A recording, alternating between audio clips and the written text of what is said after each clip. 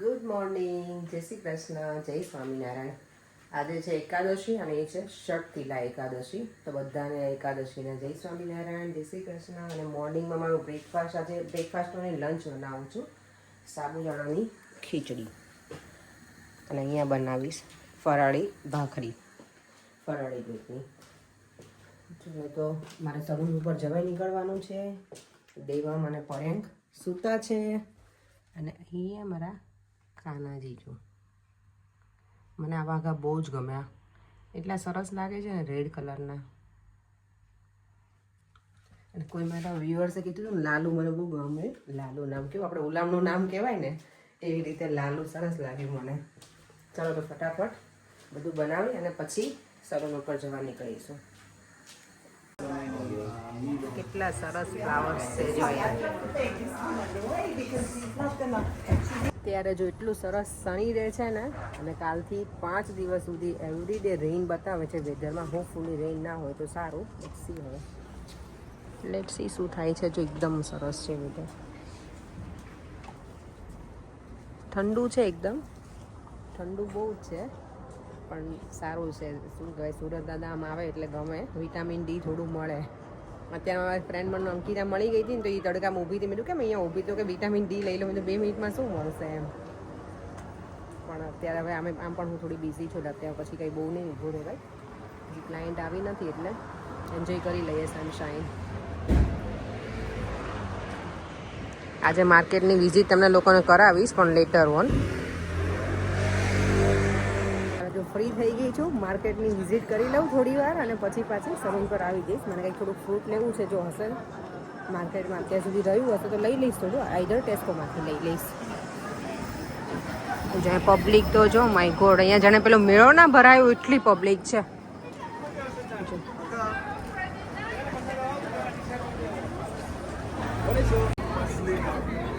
અહીંયા બધી જ્વેલરી છે, ઇયરિંગ્સ ને રિંગ્સ ને બધું, નેકલેસ ને નાઇસ છે. જો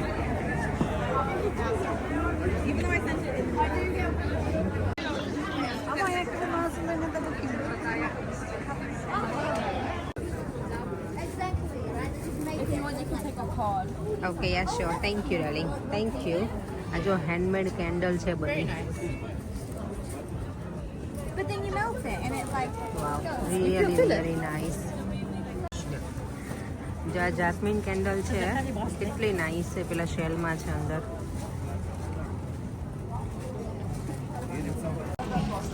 જો આ વુલનના જમ્પર કેટલા સરસ છે નાના બેબીઝના. જો ડેકોરેશનના પેલા બાસ્કેટ આવે ને એ કેન્ડલ જો બધી અલગ અલગ કલરની છે. કેટલી મોટી મોટી કેન્ડલ છે અહીંયા. Okay. Yeah, I'm just taking the picture. આ જો ચેર જોરદાર છે. બાકી જો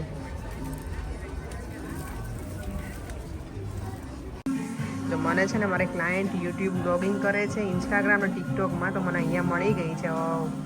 સાઉથ ઇન્ડિયન છે બાય ધ વે. ને આપણા ઇન્ડિયન કોઈ મળીએ ને તો મજા આવી જાય. આજે મને છે ને સલૂનમાં યુટ્યુબ જે વ્લોગિંગ કરતી ને એ મારી ક્લાયન્ટ હતી. એ મને નહોતી ખબર કે વ્લોગિંગ એવું કરે છે.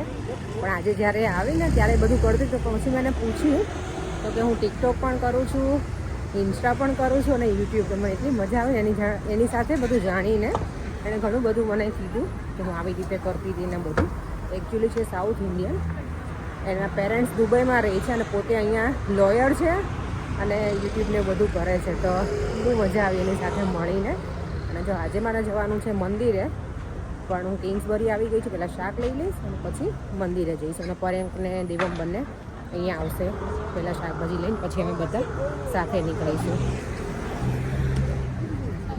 કિંગ્સબરી આવે ને એટલે એકદમ લાઈવ લાગે આખું બધું. આ કારણ કે આ કિંગ્સબરીનું શું કે મેઇન માર્કેટ હોય ને એ રીતનું છે બધું. દેવમ, તે મારી સીટ લઈ લીધી છે આજે બેટા? હા, કમ્ફર્ટેબલ છે. કમ્ફર્ટેબલ છે. તો અહીંયા પાછળ શું નથી કમ્ફર્ટેબલ? હે, આમ જો ને મારો દીકરો સામે તો જો. નાઇસ છે. હે, શું કર્યું મારા દીકરાએ આજે? આજે કઈ ખાઈ નથી લીધું ને? 11 કરી છે તો દેવમને તો અમારે ઘણી વખત ખવાઈ જાય. હે, નહીં, ના ના, કંઈક તો ખાઈ લીધું હશે. એનો ફેસ ઉપરથી હું કહી દઉં મમતાને ઘરેથી. હે ને મંદિર પહોંચી ગયા છીએ અને આજે મારા ગ્રુપમાંથી કોઈ નથી આવ્યું, એટલે અહીંયા તો બધા હોય જ, પણ ગ્રુપમાંથી કોઈ નથી આજે. દેવમ જો આગળ ભાગે છે મારો.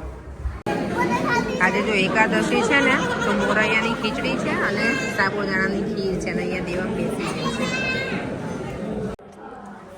અત્યારે જો મંદિરે આવી હતી ને, તો સભામાં જે છોકરી ઇન્ડિયાથી બાય સાયકલ અહીંયા યુકે સુધી પહોંચી છે એ આવી છે અહીંયા. જો મને વિડીયો લેવા મળશે ને, ચોક્કસથી હું તમારી સાથે શેર કરીશ, અને એની સાથે એના કોચ પણ છે, તો બંને હું શેર કરીશ. અહીંયા હવે મળશે ને મને તો, કારણ કે મંદિરની અંદર અલાઉડ નથી એટલે. અમે લોકો જો મંદિરથી છે ને ઘરે આવી ગયા છે ને, બધું શું કહેવાય, પાછી શોપિંગ કરીને આવી ગઈ છું. અડધું ફ્રીજમાં મુકાઈ ગયું છે ને, અહીંયા જો છો 50% ઓફ એમ શાકમાં હોય કે 50% ઓફ? મેં તો કઈ નથી જોયું બેટા એવું. હે દેવા ક્યાં છે જોવાનું? જો આજે છે ને શાકભાજીમાં મૂળા ને એવું લાવી છું, તો મેં ફ્રીજમાં મૂકી દીધું. દેવામનું ફેવરેટ લઈ આવી છું, ડ્રેગન ફ્રૂટ. અવાકાડો લીધા છે, આંબળા લીધા છે, પેપર્સ, અને દૂધી લઈ આવી. દૂધી છે ને આ ઘણા દિવસથી મેં આમ પણ શાક નથી ખાધું. મુઠિયા મેં કેટલા ટાઈમથી નથી બનાવી, એટલે બે દૂધી છે કંઈક બનાવીશ. હું એકલી દૂધીનું શાક ના બનાવું, દૂધી ચણા દાળનું શાક બનાવું. તો કાલે મારી ફ્રેન્ડ, અમે જોડે જોબ કરતા ને, આવી હતી મારી પાસે સલૂન ઉપર. તો એ મને કે અપેક્ષા, હું તારું દૂધી ચણા દાળનું શાક એટલું મિસ કરું કે હજી એને મને યાદ નહોતું, પણ એણે મને બધું કીધું કે તારું શાક મેં એક વખત ખાધું હતું સલૂન ઉપર. તો બહુ આજથી વર્ષો પહેલાંની વાત છે, અમે જોડે બધા જોબ કરતા ને ત્યારની. તો કે મેં ગઈકાલે બનાવી, તો કે તારા જેવો જ ટેસ્ટ, તે જેવું બનાવી દઉં ને એવા જ ટેસ્ટનું મેં બનાવ્યું હતું. તો મને આજે હું કહીને તો મને પાછી ઈચ્છા થઈ ગઈ, તો મેં પાછી દૂધી લઈ લીધી છે. ને એકાદ વખત શાક બનાવીશ ને એક વખત મુઠિયા બનાવીશ. હું દૂધીના છે ને થેપલા ક્યારેય ના બનાવું. કેમ કે છે ને દૂધીના થેપલામાં થાય કેવું, બને તો બહુ સરસ, પણ છે ને એ લોટ ઢીલો બહુ થતો છે, એટલે એ કંટાળવાળું બનાવે. એટલે હું થેપલા ઓલવેઝ મારા મેથી ના હોય, પાલક ના હોય, એ જ હોય. ચાલો ત્યાં બધું મૂકી અને પછી અત્યારે આ લીલી સિંગને શેકી નાખીશું. આજે આમ પણ 11 છે, બીજું કંઈ ખાવાનું નથી એટલે તો એ કરીશ. અને મખાના પણ છે, પણ હું મખાના નહીં કરું, ઓળા છે ને એટલે એ ખાઈશું. અને યસ, આજે અમે મંદિરમાં જે છોકરી ઇન્ડિયાથી અહીંયા સુધી આવી છે એનું ઘણું બધું જાણ્યું, પણ હું વિડીયો ના લઈ શકી, કારણ કે ઓબ્વિયસલી કોઈ વાતો કરતું હોય હું એમાં પછી ઇન્ટરપ્ટ કરું, દેટ્સ નોટ ગુડ. અને મંદિરમાં હતું એટલે મેં નથી લીધો. પણ એ 211 દિવસે અહીંયા પહોંચી છે, અને બધું કીધું કે એના જે સાયકલના વ્હીલ હોય ને એમાં એણે 80,000 રૂપીઝનો ખર્ચો કરી અને ચેન્જ કરાવીને એવું બધું ઘણી બધી કન્ટ્રીમાં થઈને અહીંયા આવી છે. -20 ટેમ્પરેચર હોય ને એમાં એણે સાયકલિંગ કરીને બધી જગ્યાએ અલગ અલગ કન્ટ્રીમાં એ પહોંચી છે. તો સેલ્યુટ છે છોકરીને. અને મેં એને શું કહેવાય, આપણે જ્યારે કોઈને રૂબરૂ જોઈએ ને, આપણે ફોટામાં જોઈએ રૂબરૂ, તો આપણને વધારે આમ ગમે કે આ એકચ્યુઅલ વ્યક્તિને જ આપણી સામે જ છે. મારી સામે જ સાવ બેઠી હતી, પણ સોરી હું વિડીયો ના લઈ શકી. પણ ઘણું બધું જાણવા મળ્યું એના પાસેથી.